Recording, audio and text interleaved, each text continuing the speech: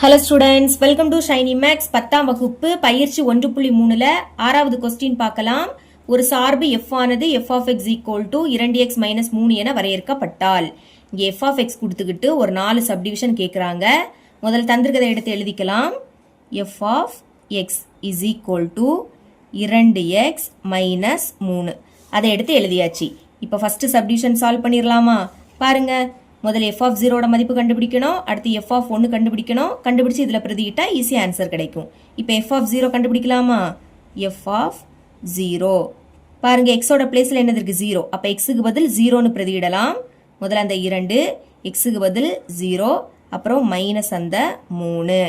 ரெண்டையும் 0 பெருக்குனா 0 தான். 0க்கு கூட எதை பெருக்குனாலும் 0. பாக்கி அந்த மைனஸ் 3 அப்படியே எடுத்து எழுதிக்கலாம். இப்போ 0னா அதை மறைச்சிடுங்க. இப்போ பேலன்ஸ் என்னது இருக்கு? மைனஸ் 3. இதுதான் இதோட மதிப்பு. இனி f of 1 கண்டுபிடிக்கலாம். f of 1 இப்போ xோட பிளேஸில் என்னது இருக்கு? 1 இருக்கு. பிரதியிடுங்க. 2, xக்கு பதில் 1, மைனஸ் அந்த 3. இரண்டையும் 1 பெருக்குனா 2 தான். மைனஸ் 3 மைனஸ் இருக்கு. அப்போ கழிச்சு பெரிய எண்ணோட குறியீடை போடணும். 3ல இருந்து 2 கழிச்சா 1. பெரிய எண் 3, அதோட குறியீடு மைனஸ். புரியுதா? மைனஸ்னா கழிக்கணும். 3ல இருந்து 2 கழிச்சா 1. கழிச்சு பெரிய எண்ணோட குறியீடை போடணும். 2 விடைக்கு 3 பெருசு, அதோட குறியீடு என்னது? மைனஸ். புரியுதா? இனி இதை இதில் பிரதியிடலாம். இப்போ இதை எடுத்து எழுதிருங்க. f of 0 plus f of 1 by 2. Okay, f of 0ஓட மதிப்பு என்னது? மைனஸ் 3. அடுத்து f of 1 இதோட மதிப்பு மைனஸ் 1. நடுவில் ப்ளஸ் இருந்துன்னா அதை அப்படியே எடுத்து எழுதிக்கலாம் நீங்கள். அடுத்து கீழே 2 இருக்கு. இப்போ பாருங்க, ரெண்டுமே மைனஸ். கூட்டும்போது 2 மைனஸ்னா அந்த மைனஸை போட்டுக்கிட்டு கூட்டிடணும். 3 1 கூட்டினா 4. பைக்கு கீழே 2 இருக்கு. இப்போ ஒரு மைனஸ் தானே இருக்கு. ஒரு மைனஸ்னா அது அப்படியே வந்துடும். இனி இது ரெண்டும் 2ஆம் வாய்ப்படி கேன்சல் ஆகும். 1 2 2 2 4. மேலே பாக்கி 2 இருக்கு, கீழே 1ன்னு எழுதிக்காண்டாம். இப்போ ஃபர்ஸ்ட் சப்டிவிஷன் சால்வ் பண்ணியாச்சு. இனி செகண்ட் சப்டிவிஷன் பார்க்கலாம். f of x equal to 0 எனில் x-ஐ காண்க. அதாவது f of x 0ன்னு கொடுத்துக்கிட்டு xோட மதிப்பு கேட்குறாங்க. இப்போ இதை எடுத்து எழுதிக்கலாம். f of x is equal to 0. இப்போ f of xக்கு பதில் அதோட மதிப்பு எடுத்து எழுதிக்கலாம். f of xோட மதிப்பு என்னது? 2x minus 3. எழுதிருங்க. 2x minus 3 சமத்துக்கு அந்த பக்கம் 0 இருக்கு. x தானே கண்டுபிடிக்கணும். அப்போ 2x இங்கே வச்சுக்கலாம். மைனஸ் 3 அங்கே போச்சுன்னா ப்ளஸ் 3 மாறும். ப்ளஸ்னா முன்னாடி ப்ளஸ் குறியீடு போடாண்டாம். இப்போ எக்ஸை மட்டும் இங்கே வச்சுக்கோங்க. அங்கே 3 இருக்கு.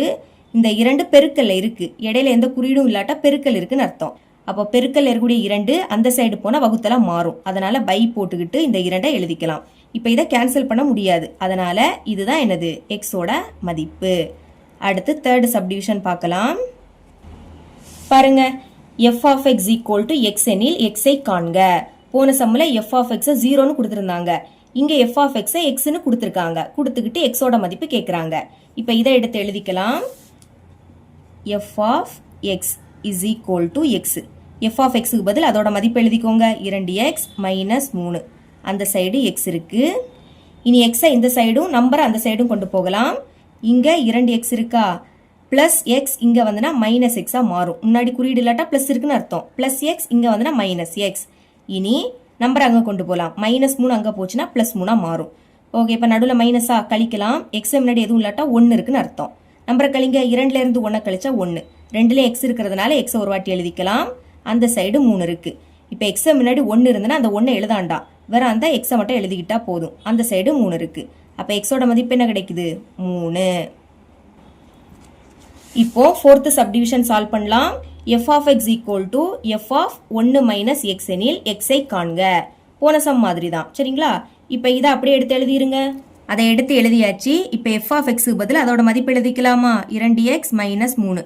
வேணா தனியாக இங்கே எடுத்து எழுதிக்கலாம். f of x equal to 2x minus 3. f of xக்கு பதில் அதோட மதிப்பு எழுதியாச்சு. இப்போ பாருங்க, எக்ஸுடைய பிளேஸில் என்னது இருக்கு? 1 மைனஸ் எக்ஸ் இருக்கு. அப்போ எக்ஸுக்கு பதில் இதை பிரதியிடலாமா? ஃபர்ஸ்ட் அந்த 2 இன்டூ எக்ஸோட பிளேஸில் 1 மைனஸ் எக்ஸ். இனி அந்த மைனஸ் 3. ஓகே, இதை அப்படியே எடுத்து எழுதிக்கலாம். 2x minus 3 is equal to, இப்போ 2 உள்ள கொண்டு பெருக்கலாம். 2ஐயும் 1 பெருக்குனா 2. அடுத்து மைனஸ் 2ஐயும் எக்ஸையும் பெருக்குனா 2 இன்டூ எக்ஸ். அப்புறம் மைனஸ் அந்த 3.